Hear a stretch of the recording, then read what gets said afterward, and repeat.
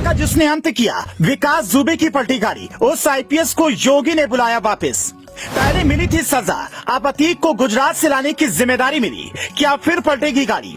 योगी ने खुद बुलाकर दिया प्लान। एक टारगेट के साथ मिली एसटीएफ की कमान। क्या होगा? वो आईपीएस अधिकारी जिसने ददवा जैसे खूंखार अपराधी को पानी पिलाया, ठोकिया जैसे डाकू को ठिकाने लगाया और पलटी विकास दुबे की कार, उसे योगी ने वापस बुला लिया है और एसटीएफ की कमान देकर गुजरात से अतीक को यूपी लाने की जिम्मेदारी दी है, जिससे अतीक एंड कंपनी के दिल में खौफ भर गया है। इस आईपीएस अधिकारी को विकास दुबे की गाड़ी पलटने के बाद एक दूसरे केस में अनुशासनहीनता के कारण सजा दी गई थी और पद से हटा दिया गया था। लेकिन अब योगी ने खुद बुलाया और पूरा प्लान समझाया, एक टारगेट दिया और भेज दिया गुजरात।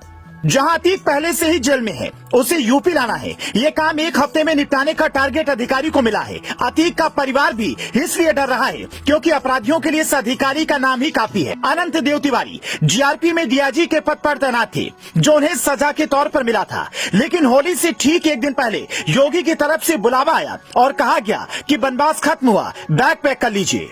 अनंत देव तिवारी को अब एसटीएफ की अतिरिक्त जिम्मेदारी दी गई है। विकास दुबे की गाड़ी पलटने के बाद से चर्चा में आए अनंत देव पहले से ही खूंखार अपराधियों के लिए खौफ का दूसरा नाम है। 2007 में एसएसपी रहते हुए उन्होंने अमिताभ यश की अगुवाई वाली टीम के साथ ददवा का एनकाउंटर किया। उससे ठीक एक साल बाद ददवा के चेले और 6 लाख के इनामी बदमाश ठेकुआ को भी इनकाउंटर में ठोक दिया। उसके बाद तो डकैतों में अनंत देव तिवारी के नाम का खौफ भर गया।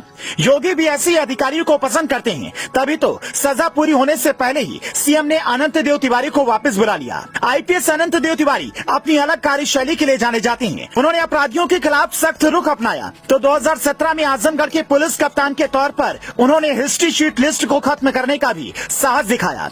उन्होंने 1993 में इटावा की डीएसपी पद पर रहते हुए एक रसूखदार नेता को जेल भेज दिया, जिसकी लखनऊ दरबार तक पकड़ थी। नतीजे में अनंत देव को बांदा चित्रकूट में शंटिंग पोस्टिंग दे दी गई, जहां पर उन्हें तेंदुपत्ते को तुड़वाने का काम दिया गया। इसी दौरान उन्हें ठोकिया और ददवा जैसे डाकुओं के बारे में जानकारी मिली और अनंत देव उनके पीछे पड़ गए।